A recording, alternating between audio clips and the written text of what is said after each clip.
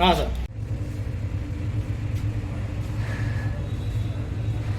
ಕೊಟ್ಟಿರೋದು ಇದ್ರದ್ದೇ ಇದು, ಇದನ್ನ ಇನ್ನೂ ಮಡಿಕೊಂಡವನೆ ಫ್ರಿಜ್ಜಲ್ಲಿ. ಏನಾಯ್ತು ಇವೆಲ್ಲ ಏನಿವು? ಅದೇ ಇವತ್ತು ಖಾಲಿ ಮಾಡ್ತಾ ಇದ್ವಿ.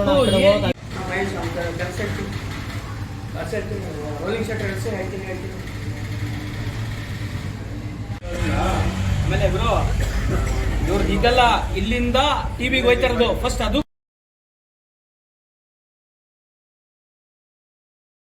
ರಾತ್ರಿ ನನ್ನ ಮಗಳಿಗೆ ಕೇಕ್ ತೊಗೊಂಡೋದು 2 ಕೇಕ್ನ. ಈ 2 ಕೇಕು ಹಾಲಿ ಎಕ್ಸ್ಪೈರಿ ಡೇಟ್ ಆಗ್ಬಿಟ್ಟೈತೆ, ಸ್ಮೆಲ್ ಬಂದೈತೆ. ಅದನ್ನ ತಿನ್ನಿಸಿ ನನ್ನ ಮಗಳಿಗೆ ಬೇದಿ ಆಗೈತೆ. ಭಾರಿ ಶ್ರಮ ಪಟ್ಟಿದ್ದೀನಿ ನಾನು ಹಾಸ್ಪಿಟ್ಲಲ್ಲಿ.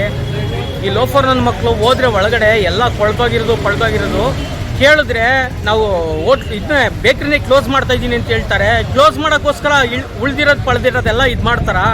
ನಮ್ಮ ಪುರಸಭೆಯವ್ರು ಏನು ಮಾಡ್ತಾವ್ರೆ, ಪುರಸಭೆ ಹೆಲ್ತ್ ಇನ್ಸ್ಪೆಕ್ಟರ್ಗಳು ಏನು ಮಾಡ್ತಾವ್ರೆ? ಇವ್ರಿಗೆಲ್ಲ ಲೈಸೆನ್ಸ್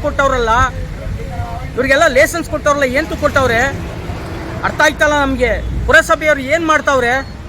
ಹೆಲ್ತ್ ಇನ್ಸ್ಪೆಕ್ಟ್ರು ಅಂತ ಏನು ಪ್ರಾಬ್ಲಮ್ ಅಂದ್ರೆ ಪಳ್ಸೋಗಿರೋದು ನೆನ್ನೆದು ಮೊನ್ನೆದು ಎಕ್ಸ್ಪೈರಿ ಡೇಟ್ ಆಗಿರೋದು ಎಲ್ಲ ಮಕ್ಳಿಗೆ ತಿನ್ನಿಸಿ ಜೀವನ ಹಾಳು ಮಾಡ್ತಾವ್ರೆ.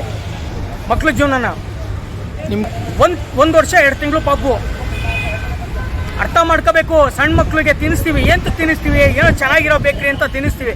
ಇವರ 2 ಬ್ರಾಂಚ್ ಅವೆ, 2 ಬ್ರಾಂಚ್ನು ಪುರಸಭೆ ಕ್ಲೋಸ್ ಮಾಡಿಸಿದ್ರೆ ಪರವಾಗಿಲ್ಲ. ಇಲ್ಲ ಅಂದರೆ ನಾಳೆ ಬೆಳಗ್ಗೆ ಪುರಸಭೆ ಮುಂದೆ ನಾವು ಮುಷ್ಕರ ಕೂತ್ಕೋ.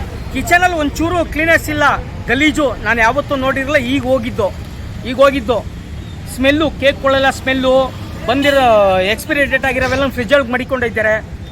ಭಾರಿ ನೋಡೋಕ್ಕಾಗಲ್ಲ ಅವೆಲ್ಲನೂ. ನಿಮ್ಮ ಹೆಸರು? ಆನಂದ್ ಅಂತ, ಆನಂದ್ ನಾಗಮಂಗಲ ಟೌನ್ ನಿವಾಸಿ.